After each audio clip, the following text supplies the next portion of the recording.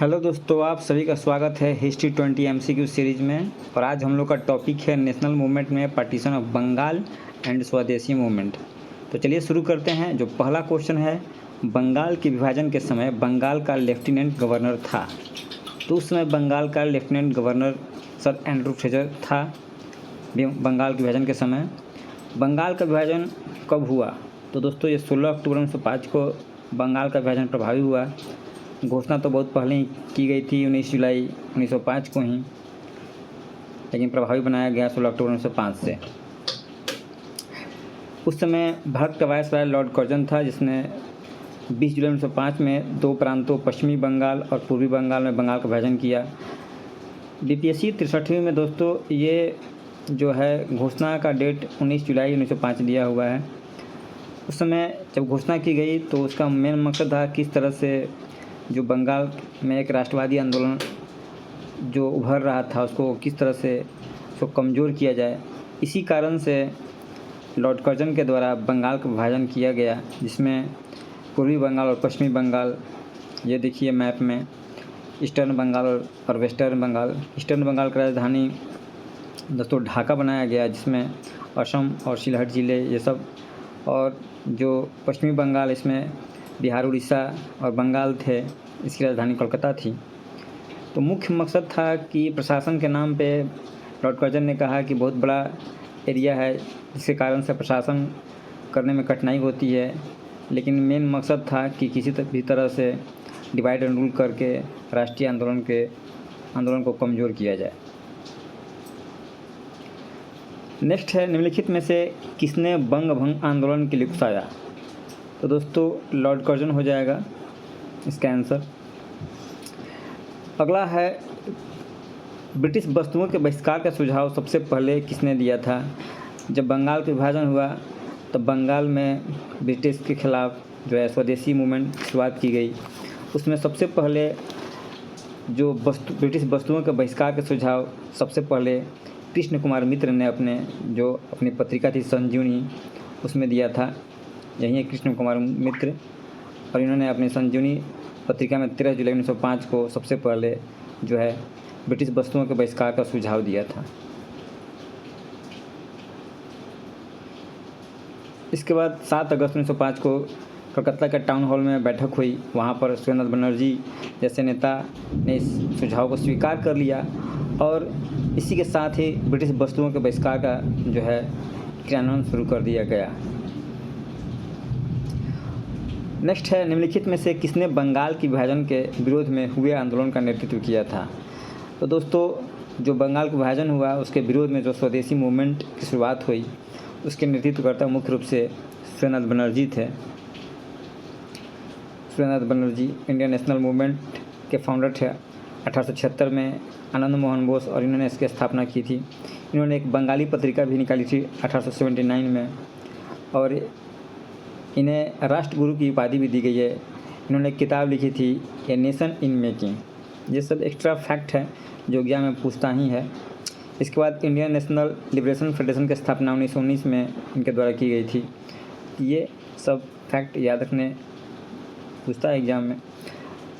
तो जब विभाजन हुआ तो 7 अगस्त 1905 को टाउन हॉल में जो है इसका स्वदेशी आंदोलन का जो है सुझाव को स्वीकार कर लिया गया। इसके बाद जिस दिन बंगाल का विभाजन प्रभावी हुआ 16 अक्टूबर 1905 को, उस दिन पूरे बंगाल में शोक दिवस के रूप में मनाया गया।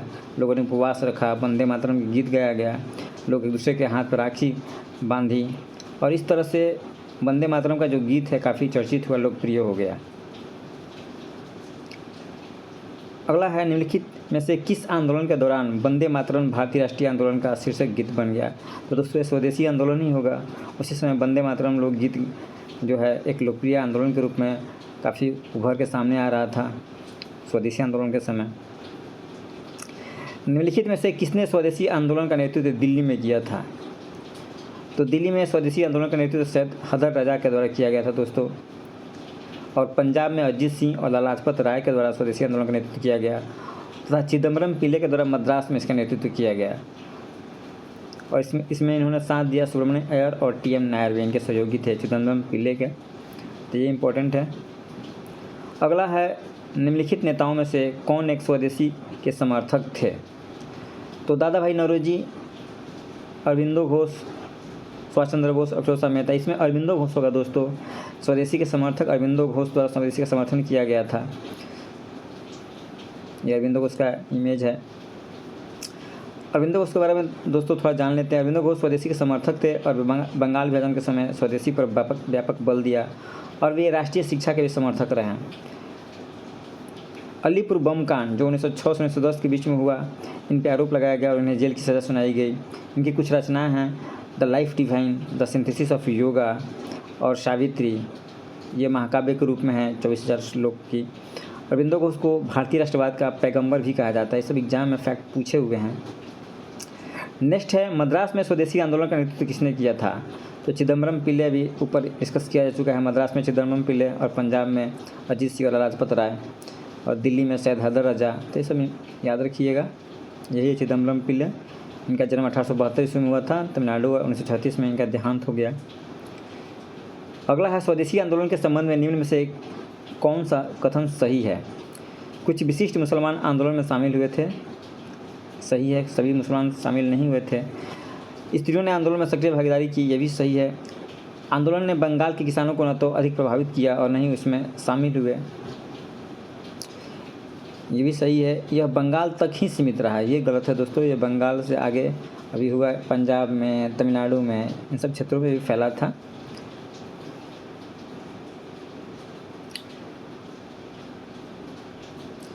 अगला है भारतीय राष्ट्रीय कांग्रेस ने निम्नलिखित में से किस अधिवेशन में स्वदेशी के प्रस्ताव को अपनाया था?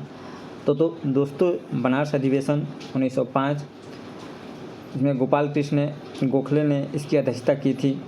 इसी में जो स्वदेशी का प्रस्ताव था उसे अपनाया गया था। बंगाल विभाजन के षड्यंत्र का उद्देश्य क्या था? तो दोस्तों इसका प्रमुख उद्देश्य था राष्ट्रीय स्वतंत्रता आंदोलन को कमज़ोर करना, हिंदू मुस्लिम एकता को खंडित करना, ये भी था उद्देश्य। नए राज्यों में हिंदुओं को अल्पमत में लाना, उपरोक्त सभी। तो इसमें डी हो जाएगा ऑप्शन, सभी कारण इसमें सम्मिलित थे। नेक्स्ट है किसने राष्ट्र को चतुर्मुखी कार्यक्रम बहिष्कार, स्वदेशी, स्वराज और राष्ट्रीय शिक्षा दिया? जब स्वदेशी आंदोलन शुरू हुआ तो बाल गंगाधर तिलक के द्वारा 4 चतुर्मुखी कार्यक्रम सुझाव दिया गया, बहिष्कार, स्वदेशी, स्वराज और राष्ट्रीय शिक्षा। तो ये इसमें तिलक हो जाएंगे। अदर फैक्ट जान लेते हैं। इनको भारतीय अशांति का जनक वैलेंटाइन चिरोल के द्वारा कहा गया और 1883 में इन्होंने डेक्कन एजुकेशन सोसाइटी गणेश अग्रवाल के साथ मिलकर स्थापित किया था। जो अदर फैक्ट दोस्तों जो एग्ज़ाम ओरिएंटेड है और जो एग्ज़ाम में पूछे गए हैं उस फैक्ट को मैं कोशिश करता हूं कि आप लोगों के साथ डिस्कस कर दूं। अगला है निम्नलिखित में से कौन सा कथन स्वदेशी आंदोलन के विषय में सत्य नहीं है? कौन सा कथन सत्य नहीं है? महिलाओं ने आंदोलन में विदेशी चूड़ियाँ पहनना अस्वीकार कर दिया, ये सही है। धोबियों ने विदेशी वस्त्रों को धोने का पक्ष लिया जिससे उनकी आय बढ़े, ये गलत कथन है दोस्तों। इन्होंने भी विदेशी वस्त्रों को धोने से इनकार कर दिया था। बंगाल में गणपति और शिवाजी त्योहार स्वदेशी के प्रचार के माध्यम बन गए, ये भी सही है। अमार सोनार बंगला गीत रविन्द्रनाथ टैगोर द्वारा गाया गया, बाद में ये बांग्लादेश का राष्ट्रीय गान बन गया, तो ये भी सही है। नेक्स्ट है निम्नलिखित में से कौन स्वदेशी आंदोलन का आलोचक था एवं पूर्व तथा पश्चात के मध्य एक बेहतर संबंध का समर्थक था?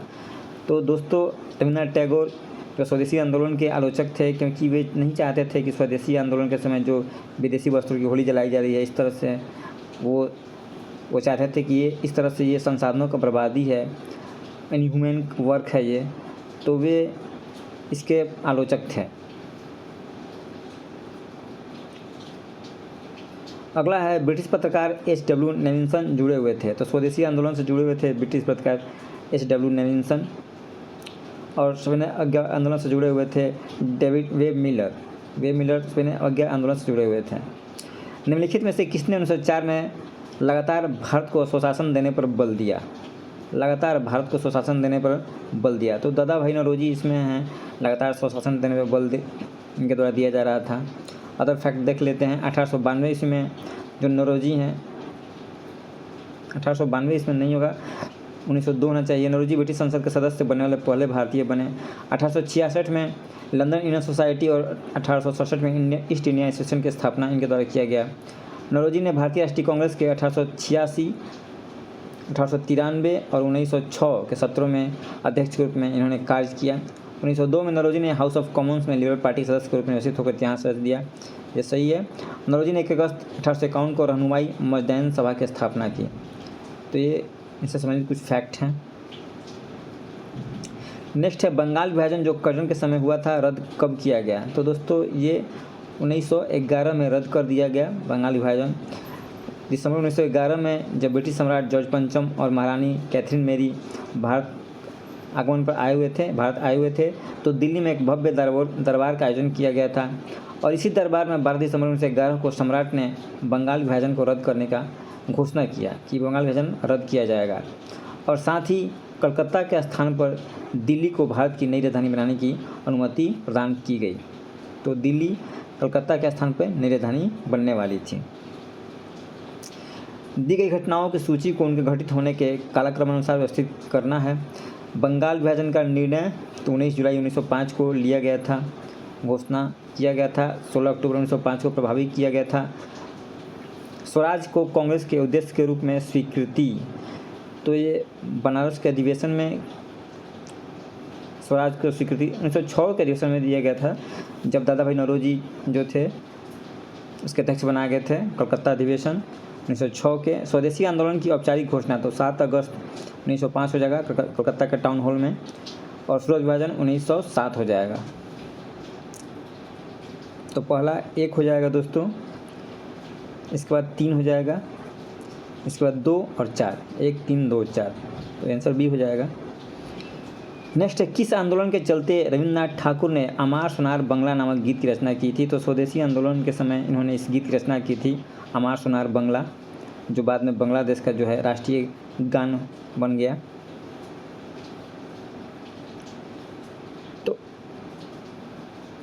तो आज के हिस्ट्री 20 MCQ सीरीज में इतना ही था दोस्तों। Thank you.